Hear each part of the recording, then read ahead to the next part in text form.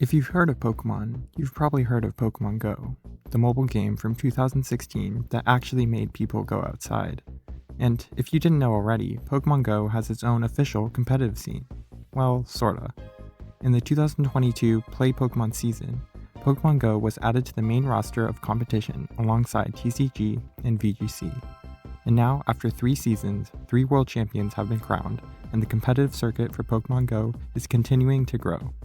Now, I've had my share of notable placements, but as the seasons have gone on, I've thought to myself, is Pokemon GO too easy? Is this really a good competitive game worthy of such a large prize pool? Is there actually skill in this phone tapping game? At first, this might be a complicated question to answer. Quantifying what takes skill or what creates a good competitive game could be difficult, but there really is only one factor that actually can answer all of these questions. Something that takes a simple fun game and turns it into nothing more than a large task of memorization. Pokemon GO is solved. Chess, one of the most well-known games ever created. To be a top player in chess takes immense mental knowledge and pattern recognition over decades of study. Millions of people play chess every day, yet it's impossible to be perfect at chess. You see, despite its complexity, like tic-tac-toe or Connect 4, chess is solved. No matter what order of moves you take, against a strong enough computer, it is impossible to win. Every position has a countable number of moves you can make, and in each position there is always a best move, but reaching perfection is simply impossible. That's what makes chess so enjoyable to so many people. There's always room to learn what the next best move is, because there are far too many positions to comprehend. But in Pokemon GO, it's not like that. Let's take a look at Pokemon GO's battle screen. Each player has 3 Pokemon, 2 shields, the ability to switch into your other Pokemon not in battle, and 2 charge moves to click on once you have enough energy, which you get simply by tapping anywhere on the screen. That's it. You can basically do 4 things: switch, do fast moves, click charge move 1, or charge move 2. But wait! You can only switch once every 60 seconds, so once you switch, now you can only do 3 things. But wait again! Usually you want your charge moves to be different types, so oftentimes one is more effective than the other, so that leaves only 2 things. But wait again! If you don't have the energy, you can't use a charge move, so you can only do 1 thing? In TCG, you have to decide what cards to play, what abilities to use, and what order to do them. In VGC, you have to try and predict your opponent every turn, choose the best move, terastallize or switch on both of your Pokemon. In Pokemon GO, you just tap the screen. Is this really skill? Build up energy, click on charge moves, and shield correctly. It almost feels a little too predictable. This is PvPoke, by far the most useful resource for anything Pokemon GO PvP.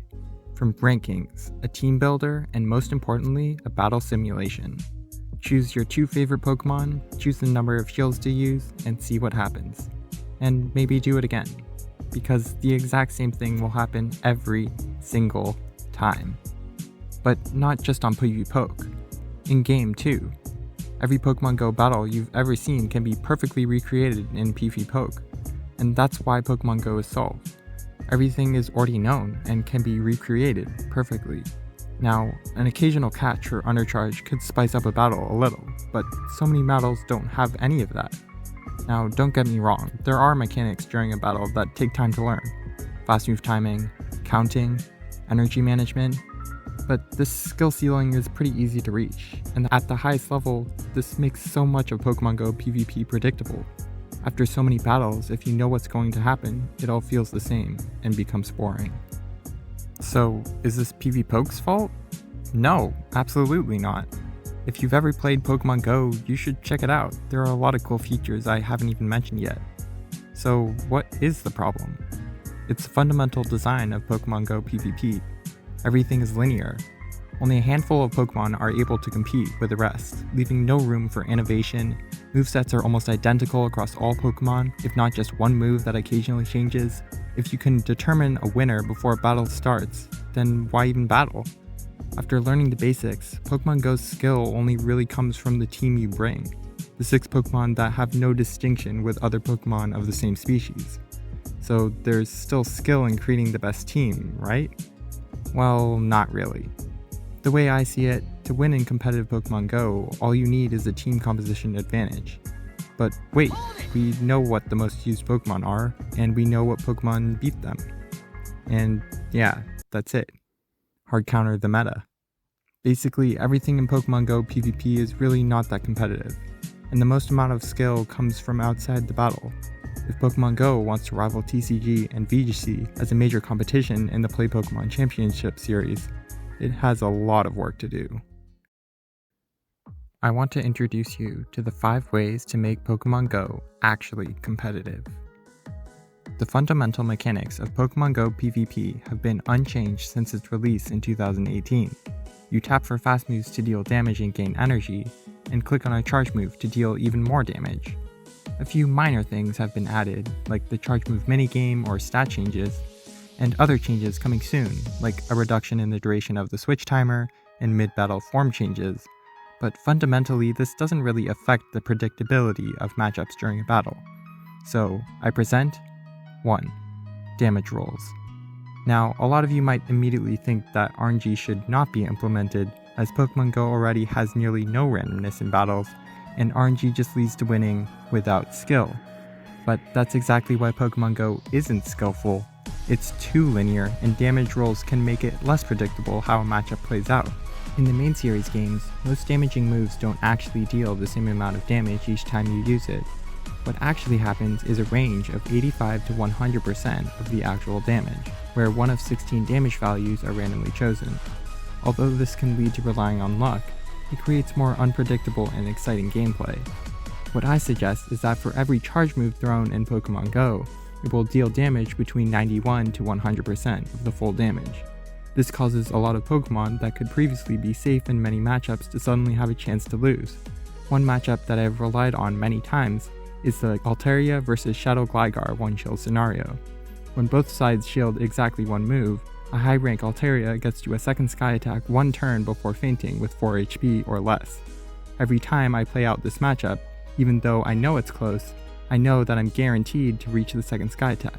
But with damage rolls, close matchups like this turn into a real-time decision of whether or not your opponent got a high damage roll, rather than just simply knowing what will happen beforehand.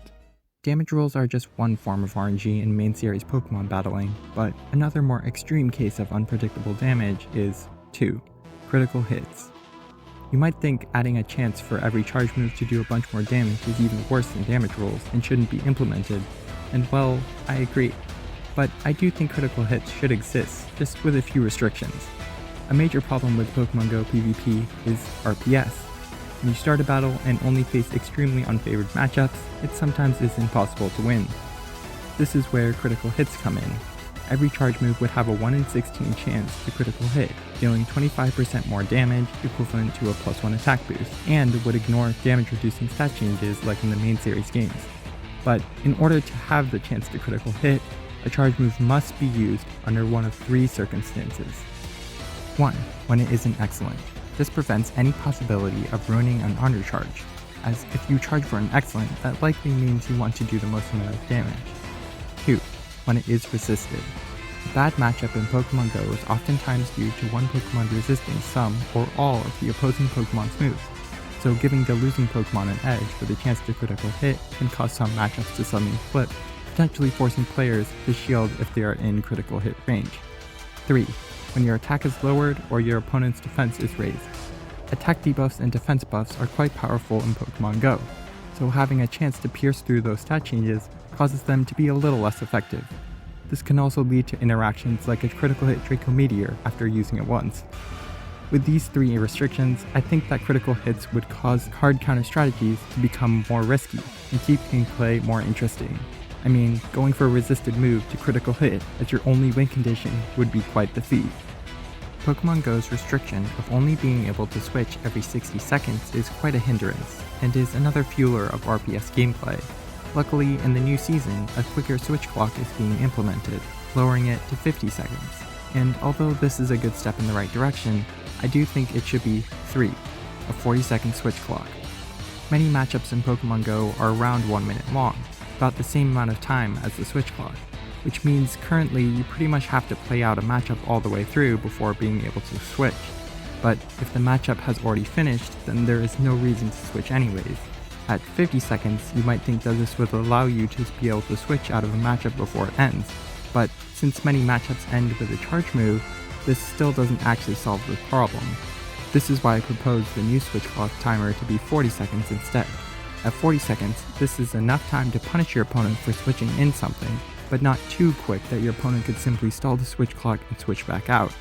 It's a middle ground of dynamic gameplay, and learning to adjust to your opponent's switch clock would become much more difficult, as throwing a charge move to chip something that switched in would suddenly stall a third of your opponent's switch clock, making matchups significantly less linear, and matchups would now involve multiple Pokemon. Now, those are the major features I think should be implemented to make gameplay a little less predictable and more strategic, but I think there are still so many ideas that could exist to make Pokémon GO more interesting. One of those features being 4. Status conditions. Status conditions would be similar to stat changes, but unlike them, they are not removed by switching out. The first of which is paralysis. Paralysis would cause the affected Pokemon's fast move to increase in duration by 1 turn. Rather than creating an effect with a consistent outcome, by varying the impact on different fast moves, not only does this create an inherent buff to longer turn fast moves, as they would get affected less by paralysis, but also this would need both players to learn how to adapt to new move timings during the battle. Now, this could be quite overpowered, as having the energy generation of a 1-turn move is basically going to make that Pokemon useless. But this also could introduce strategy, such as keeping as much energy as possible in case of paralysis. The second status condition I would add is Burn. Burn would have the same effect as a -1 attack drop, but of course would not be able to be removed by switching out. There wouldn't be any type of damage over time effect, but as an additional way to reduce your opponent's attack, it could be quite powerful. There wouldn't be too many moves that would have these status conditions, but I think lesser used moves like Thunder and Heat Wave could be good candidates for a chance to inflict these status conditions, and possibly a few extras at a lower chance as well. Alongside these, there could be moves that have effects that remove status conditions or even something else entirely, such as 5. Items. Now, this is probably the most complicated thing that could be added to Pokémon GO PvP, but one big problem in PvP is that each Pokémon is nearly identical. Every Lickitung you see will always have Lick, Body Slam, and Power Whip. There's no distinction that your Lickitung is different than anyone else's. Although there is a very slight variance with different IVs, that hardly makes any difference for a majority of Pokemon. Now, if items are implemented, it would have to be done very carefully. If there is an optimal item for every Pokemon, it becomes a useless mechanic. But with a large enough selection, hopefully this wouldn't become true. As for unlocking them, that's something else completely. I think making them one-time unlocks from either leveling up GBL rewards or making them buyable from a shop using Stardust or a new currency would balance it from being pay to win.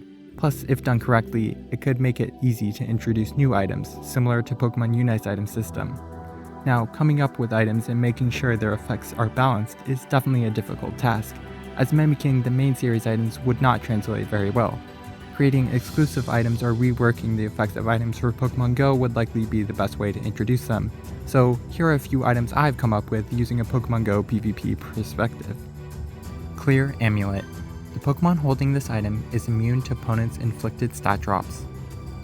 This can remove chances to critical hit in some scenarios, but this can also slightly nerf moves with guaranteed debuffs. Enigma Berry. The Pokemon holding this item receives a one-time 50% damage reduction of any super effective move. This can allow frail Pokemon or Pokemon with many weaknesses to become more useful, and less likely to be punished by a bad matchup. Lumberry. The Pokemon holding this item receives a one-time cure to any status condition. This mainly would exist in case status conditions become too powerful. Weakness Policy. The Pokemon holding this item receives a one-time gain of 30 energy when hit by a super effective move.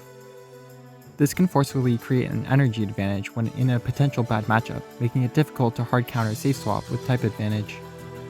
Scope Lens increases the critical hit rate of the Pokemon holding this item to 1 in 8.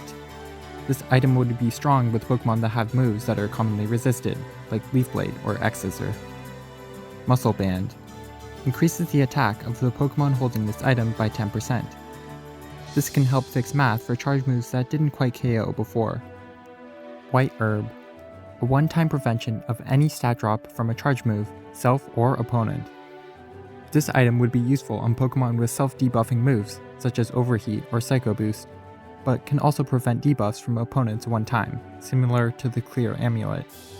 Those are just some of the many possible item ideas that could freshen up Pokemon GO PvP, which would hopefully make each Pokemon more unique, or even make previously useless Pokemon more usable. And if you have your own ideas, why not let me know? There are many ways to innovate on the mechanics of Pokemon GO. Those were the 5 main ideas I had, but if there was one thing that could be implemented right now, it's just to add more moves to each Pokemon's moveset. This is slowly happening after each season, but what I want to see is a complete moveset overhaul, adding multiple fast and charge moves to every single Pokemon in Pokemon GO. Since so many Pokemon have consistent movesets, actually needing to think about which moves to use on each Pokemon would create an entire new environment for Pokemon GO PvP, making it much more difficult to create a competitive team of 6 that covers for every weakness, developing new strategies that didn't exist before. I know it's still early in the Pokemon GO competitive scene, but I really do want to see Pokemon GO PvP to continue to grow and rival the popularity of other games. But as of now, the current state of the game just feels too simple and hasn't changed ever. Now, PvP was never meant to be a large part of what Pokemon GO is. Pokemon GO is about traveling to different places, catching Pokemon in the real world, and PvP is just an extra feature that happens to be a part of it. It just becomes restricted by the fact that it has to compete with work on other new features completely unrelated to PvP. But since those reach a larger audience, PvP will continue to be neglected and never change. I hope to see Pokemon GO PvP completely transform over the next few years, because maybe that's what it really needs to attract more people to it. And if it doesn't, well, I'm glad at least Pokemon GO had its chance to be on the big stage. I mean, maybe even this video will help grow Pokemon GO PvP, so why not subscribe, I guess. That's all. Bye!